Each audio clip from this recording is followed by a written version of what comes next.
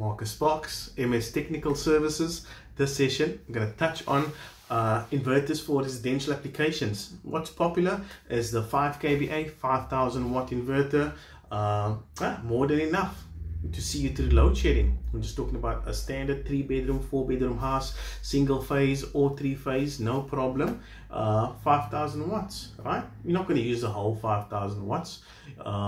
It depends what you got connected. So you really have to be selective of what you're going to connect to this inverter, and it's also dependent on the battery system that you're going to use.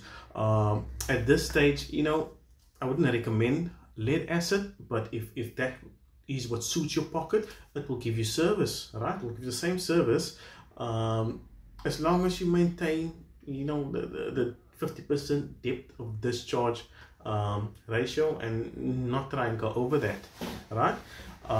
What I mean is, like, if you got it's a 48 volt system, 5 kVA 48 volt system, that means you're going to need at least 4 12 volt 100 amp hour batteries. It's going to give you 4800 watt hours, but because we're working on 50% depth of discharge, we only going to look at 2400 watt hours.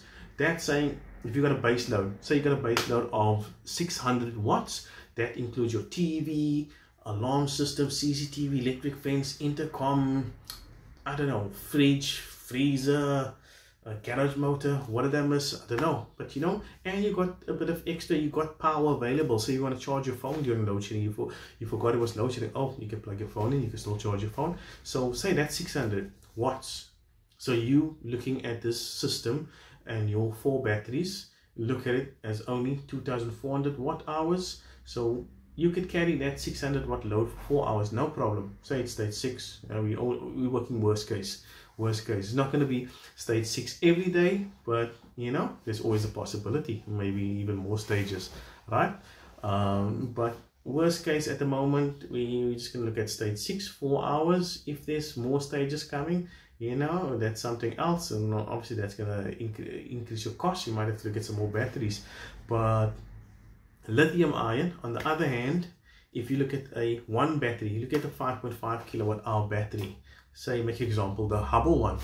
If you only use 50% depth of discharge, meaning 2750 watt hours, that battery will give you 6000 cycles.